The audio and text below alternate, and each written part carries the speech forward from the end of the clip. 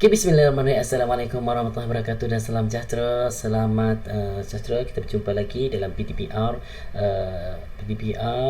Tema 1, merealisasikan impian lautan api ku renangi. Okay, walaupun ombak ada di sana, kita masih kurenangi juga. Walaupun ada kapal, masih lagi kurenangi. Okay, itu adalah tajuk kita bincang pada hari ini. Okey, hari ini kita akan bincangkan beberapa perkara lah dalam lautan api kurani. Ingat ni, tema 1 ialah kemahiran dan bertutur. Okey, seterusnya ialah berkaitan dengan kemahiran mendengar. Kita mendengar dahulu dan kita akan tutur bersama-sama dengan saya. Okey, bersama dengan saya. Okey, ramai tak kenal lagi kan? Good. Okey, nama saya ialah Cikgu Muhammad Roslan bin Abdul Rahman dari SMUA Azhari Hamilur. Kami di bawah naungan Yayasan Islam Kelantan. Okey, seterusnya ialah berkaitan yang kedua ialah apa yang kita dapat pembelajaran pada kali ini. Pertama, SK, standard kandungan kita pada hari ini ialah 1.1, mendengar, mengenal, menyebut perkataan, rangkai kata, istilah dan ungkapan serta intonasi ayat dalam pelbagai ujaran. Yang pertama. Yang kedua, SP ataupun standard pembelajaran, iaitu 1.1 tour, mendengar, memahami, menuturkan ayat dalam pelbagai ujaran dengan betul. Ujaran tu apa ujaran? Nanti kita cerita tadi. Yang ketiga ialah pada akhir pelajaran murid-murid dapat dua perkara. Pertama iaitu mendengar, mendengar, memahami, menuturkan maklumat bergambar dengan betul. Betul. Yang kedua ialah menerokai maklumat lanjutan tentang panduan asas beberapa jenis sukan dan melaporkan secara lisan. Mana kita mendengar dan kita menuturkan bersama-sama dengan saya. Okey. Apakah jenis sukan yang kita bincang pada hari ini? Itu sukan jom kita berenang bersama-sama dalam lautan yang dalam. Okey.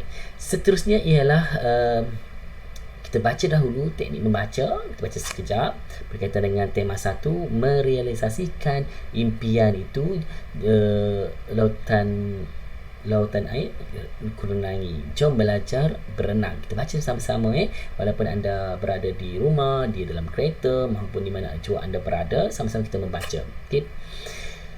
Peribahasa Melayu ada mengatakan hendak belajar berenang dapatkan itik, hendak belajar manjat dapatkan tupai. Sehubungan dengan itu, kelab renang dan rekreasi Sekolah Kebangsaan Serijaya telah mengadakan kursus asas berenang di bawah bimbingan Profesor Madya Dr. Tengku Fadilah binti Tengku Kamaldin, Pensyarah Fakulti Pengajian Pendidikan Universiti Putra Malaysia yang merupakan bekas perenang negara. Okey, boleh. Mana awak kena baca dengan sebutan betul lah, dengan intonasi yang jelas dan sebagainya. Okay, gambar bersama dengan peserta dan fasilitator semasa kursus asas renang. Okey, sama-sama kita bacakan. Yang kedua, okey, persediaan sebelum belajar berenang ada 4 gambar di sini, sama-sama kita baca seperti mana kita SP dan SK tadi kan. Pemerhatian gambar pertama iaitu pemerhatian di sekeliling badan air untuk mengenal pasti risiko. Kita tengok papan tanda. Okey, apakah yang terdapat dalam kolam renang ataupun dalam sungai, dalam laut dan dalam apa-apa sahaja yang ada air. Kita tengok dahulu, barulah kita ambil tindakan seterusnya. Yang kedua ialah demonstrasi cara turun ke dalam air jika kedalaman air tidak ketahui. Kita tahu pun dalam air tu ada apa dan sebagainya, walaupun air keruh, sama sekali air keruh, tahu kan. Okay. Yang ketiga ialah latihan bernafas di dalam air. Di darat dan di air pun ada juga bernafas dalam air. Jangan pandang sebelah mata. Yang keempat ialah latihan berjalan di dalam air. Boleh jogging pun dalam air, bukan sekadar berjalan. Dan ini adalah latihan berjalan dalam air. Kita macam proses dia, ada teknik dan cara dia. Okey, seterusnya ialah yang seterusnya, belajar teknik apungan. Demonstrasi pertama ada 4 gambar juga. Ada pertama ialah demonstrasi apungan kelapa. Kelapa ni adalah gambaran contoh sahaja, ada teknik dia. Maka kelapa tu kan buah terapung, buah terapung dalam air. Jadi teknik inilah digunakan. Tangan mendekap kaki, peluk macam tu sambil menahan nafas. Maknanya biarkan badan terapung dengan sendiri. Okey, yang kedua, demonstrasi apungan terlungkup. Terlungkup macam tu. Tangan dan kaki didepangkan dalam keadaan otot relax sambil menahan nafas. Maksudnya kena relax sambil menahan nafas. Berapa lama lah tahan nafas, wallahu alam. Tetapi tengok kepada keupayaan individu tersebut. Maknanya ramai individu tersebut baru boleh selesaikan. Yang ketiga ialah latihan apungan dengan menggunakan botol plastik kosong. Kepit botol plastik kosong di ketiak. Ini macam pelapung lah macam tu. Okey, bukakan kaki sedikit dan relax sambil terapung. Lega, berangin sedap dan sebagainya. Okey, best belajar berenang ni. Yang keempat ialah latihan apungan bintang ada star, bintang dalam keadaan terlentang dan kepala didongakkan sedikit untuk menarik nafas. Maknanya jangan tenggelam tadi lah. Kita tutup, kali kita terbuka macam tu. Maknanya kepala di atas, air di bawah. Okey, untuk selamatkan diri. Biasanya di tengah-tengah laut dan sebagainya, bestnya berenang. Ingat pula. Okey. Abaikan. Seterusnya kita pergi kepada proses mendengar. Okey, sama-sama kita mendengar apa yang dibincangkan dengan Profesor. Okey.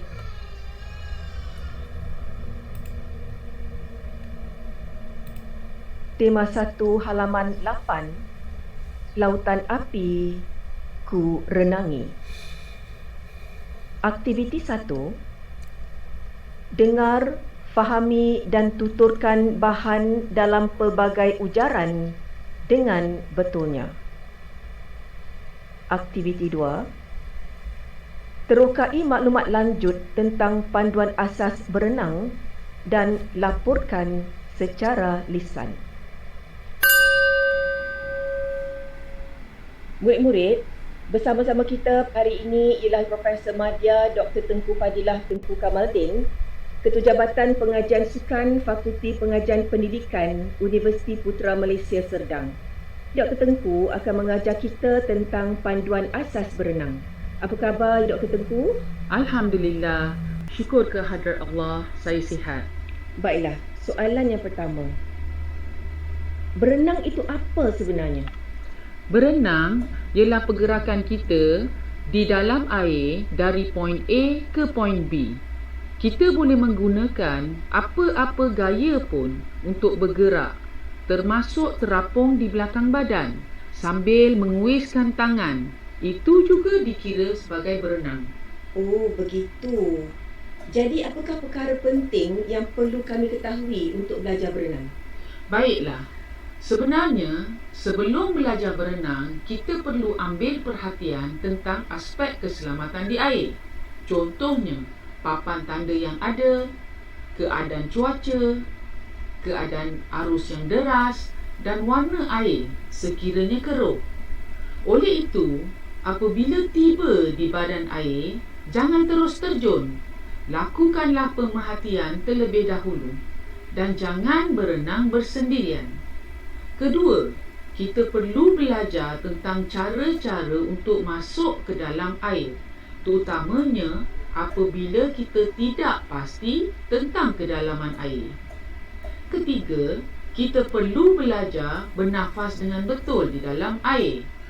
Kaedah bernafas di dalam air berbeza dengan kaedah bernafas di darat.